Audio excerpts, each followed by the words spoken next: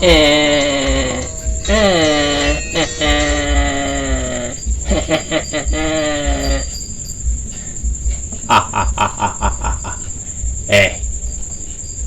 aja gawe atiku iki kisinan.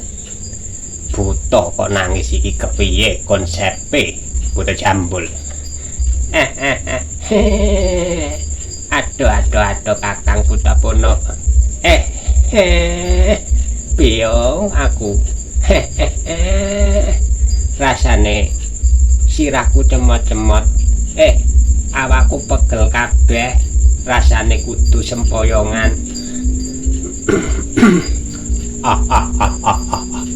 Kepiye?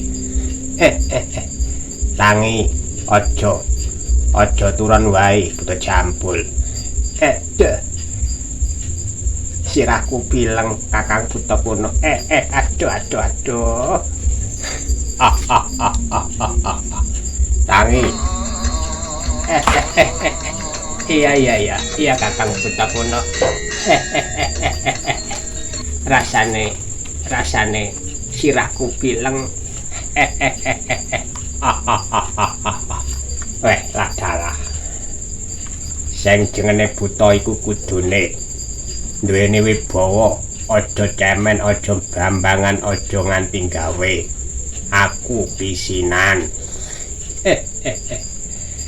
Kepiye ceritane, kepiye konsepe, kepiye kok nganti buta, kelangan wibawa, kelangan kelangan sing sak benere.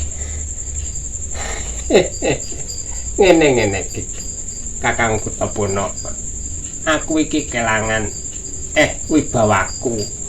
Merga iki ngono mau.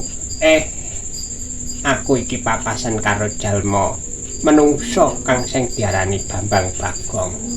Aku nganti sempoyongan, untukku nganti ape coplok nalikane aku adu kesekten karo sing jenenge Bambang Bagong.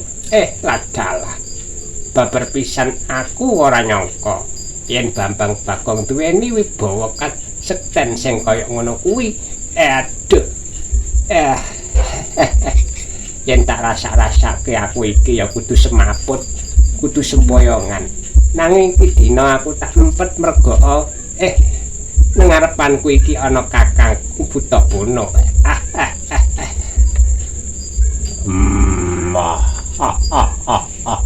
Ya. Sing jenenge buta iku kudune duweni wibawa, aja klemar-klemar, aja dadi tangisan ana ing kene iki. Bareng tak tamatke saka kadohan saka adoh kono, bareng tak tekan kene jebule nalah nguciwake aku merga apa? Salah suwijine prajurit Yeksa Buta kang diutus Sang Prabu Dalem ana ing kene iki ndelalah. Nalah tangisan ana ing kene iki. Ora pantes yen buta iki nangis ana ing kene iki. Ya kepiye maneh iki pancen ya lara kabeh Kakang. Yen wong ditambani iki nganti sirahku ape coplok untuk kabeh protol. Tembung tegese aku iki ya rasane kurang kepenak. Jebul-jebulane aku ora ngira, aku ora nyono yen sing jenenge Bambang Bagong iku digdaya. Ya mula iku aku tambah nono Kakang. Ya. Tombo loro, tombo teko, lara lunga. Mari. Iki jane tanten tombone apa Kakang? Kok trimo empreh mak geblak kak gebluk. Tombo teko, lara lunga. Iki tenan. Tenan. Aja isini-sini bangsane Yeksa Buta. Kono bali gawe wibawamu sing kereng, aja tangisan. Sepurane Kakang. Ya.